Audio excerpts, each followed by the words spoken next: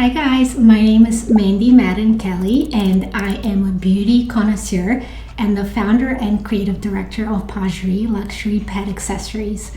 Today I want to show you guys how I incorporate Adobe Stock into my creative process to easily come up with the best projects that are easy to edit and fun to incorporate and share with you guys.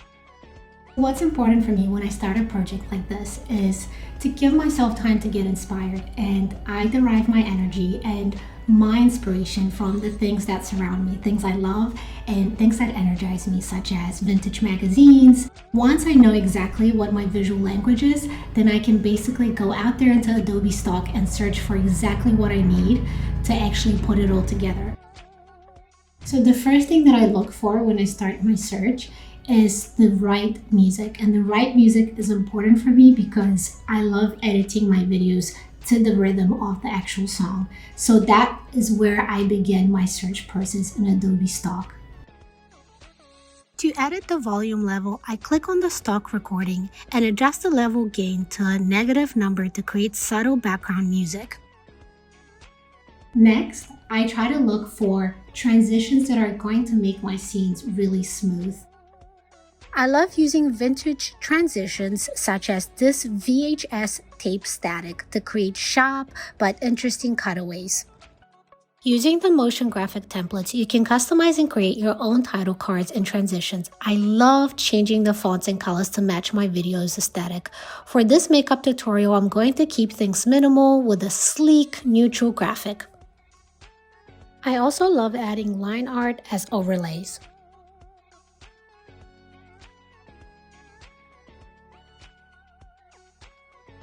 I absolutely love the fact that I can go to one single place and find almost everything I need, from music, transitions, line art, graphics, and anything that I would need to ensure that my project and my final product I create is cohesive, clear, and still simple and fun for you guys. And now, here's my final beauty tutorial. Hi guys, welcome back to my channel. So today I want to share with you all my highly requested video of my white graphic eyeliner that I actually did for New York Fashion Week last year. So I'm going to start off with my eyebrows. I am just going to brush them up and then I'm just going to slightly fill them in. Awesome. And now I'm just going to set them in place using my brow gel. I'm going to take my eyebrow and place a little line over here.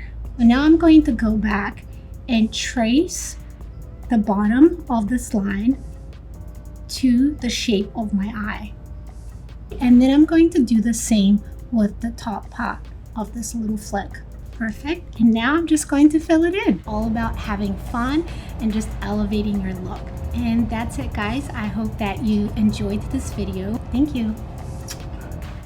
So just to recap everything that we've done to create this fun and simple project. First, I sought out inspiration and used it to conceptualize what my beauty tutorial would be about.